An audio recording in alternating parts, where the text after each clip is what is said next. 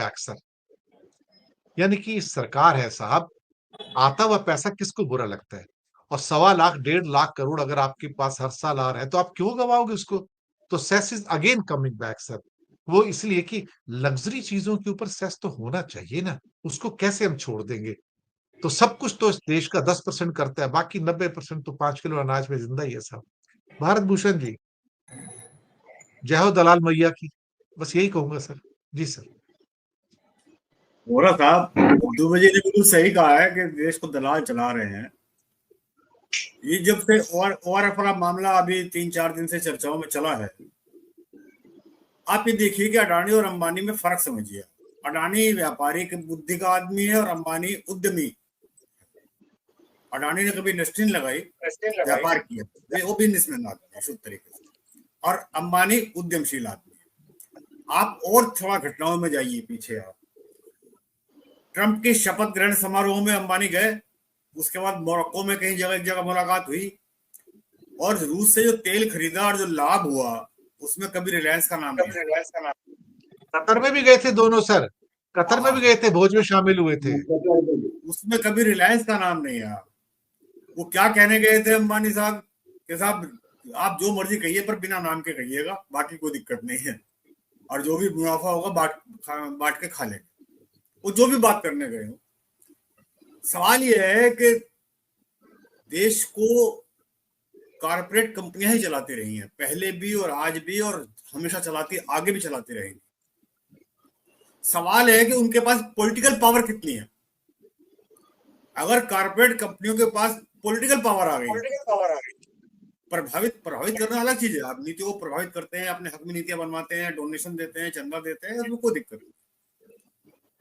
सवाल है कि जब आप पॉलिटिकल पावर गेन कर लेंगे, तब आप कहीं ना कहीं उस मतलब ये आप फिर आप कहीं के नहीं रहेंगे।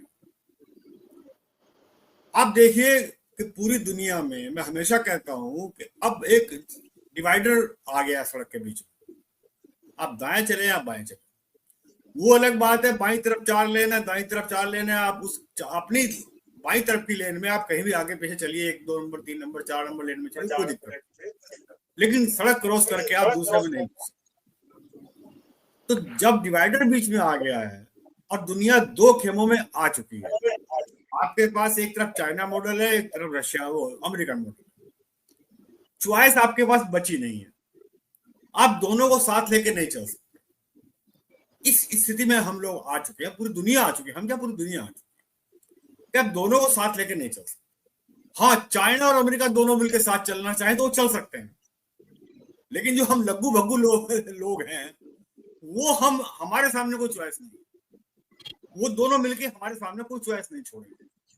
ये जो आप देख रहे हैं कि ORF का अभी आना, अभी वो 3 कानून अभी लेके आना, संसद के आखिरी दिन लेके आना, जिसमें मंत्री भी लपेटे जाए, संतरी भी लपेटे जाए। और तीसरी घटना एक और हुई है। हमारे एक बहुत बड़ा सांस्कृतिक संगठन है जिसको RSS कहते हैं, वो आर्थिक नीतियों पर 2 दिन की मंथन करता है दिल्ली के। आप इस पूरे घटनाक्रम को समझिए। सांस्कृतिक संगठन जो पहले अपने आप को सांस्कृतिक कहता है, वो राजनीति के भी मंथन करता है, समाज में तो मंथन करता ही करता है, और अब आर्थिक में भी मंथन करने लगा। इधर आप अपनी ताकत को और बढ़ाने के लिए, ताकि जो भाजपा के अंदर जो ये गुब्बारा फूटने वाला था अंदर मतभेदों का, वो ना फूटे। गडकरी कंट्रोल में रहे, राजनाथ कंट्रोल में रहे, योगी जी कंट्रोल में रहे, और विपक्ष तो कंट्रोल में रखने ही रखने हैं। ये कानून उसलिए भी लाए गए। तीसरा, मैंने आपको बताया कि विदेश में आप ट्रंप साहब ने और शी जिनपिंग ने कोई जगह नहीं छोड़ी। तो ऐसे हालात में हमारे सामने रास्ता क्या है? हमारे सामने रास्ता हर वही होता है जो हर देश अपने हित में चुनता है। हमें भी अपने हित में चुनना है। लेकिन सवाल यह है कि हमने अपनी जो घरेलू राजनीति है उसको इस कदर गिरवी रख दिया है कारपोरेट के सामने। हमने तो कारपोरेट ही तय कर रहा है हमारी विदेश नीति कैसी हो, क्योंकि हम उसके मोहताज हो चुके। जब आप 1 कंट्री 1 नेता 1 देश 1 चुनाव, 1 देश 1 नेता 1 चुनाव की बात करते हैं, तो एक उद्योगपति की बात भी करनी पड़ेगी आपको।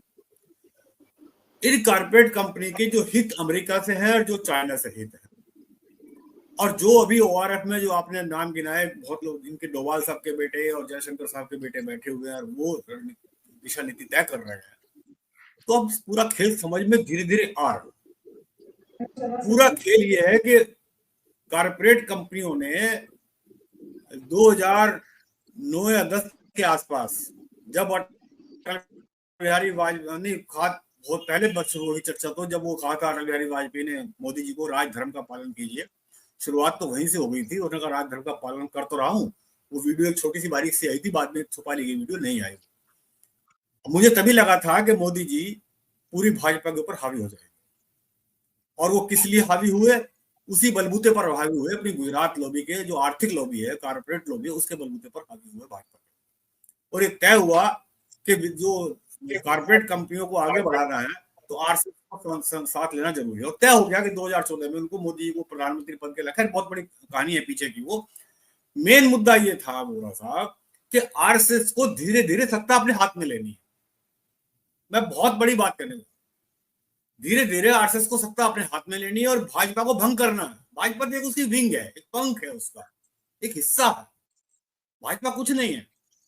कारपोरेट कंपनियों के सामने ट्रंप ने और कारपोरेट कंपनियों ने ये खड़ा कर दिया है संकट कि अगर सत्ता आरएसएस के हाथ में जाती है, मैंने जो 3 घटनाएं पहले बताई कि सांस्कृतिक संगठन आर्थिक मंथन करता है 2 दिन तक, मैं उस संदर्भ में आज ये बात कहने जा रहा हूं कि अगर ये पूरी सत्ता आरएसएस के हाथ में चली गई, अभी तो संवैधानिक पदों पर आरएसएस के लोग अपना बिठाना चाहते हैं, माल एक्सपोर्ट करके इंपोर्ट करके आपने किसी कांग्रेस को इंपोर्ट करके ले आए, लेकिन आपने कहा नहीं, सत्ता पे आप संवैधानिक पद पे नहीं जाएंगे, मंत्री संत्री बने रह सकते हैं, खदान के ठेके ले सकते हैं, व्यापार चला सकते हैं, कारोबार चला सकते हैं। तो सत्ता जब आरएसएस के संगठन के हाथ में चली जाएगी तो कारपोरेट कंपनियों को ये लग रहा है कि कहीं आरएसएस अपना असली एजेंडा ना लगा दे।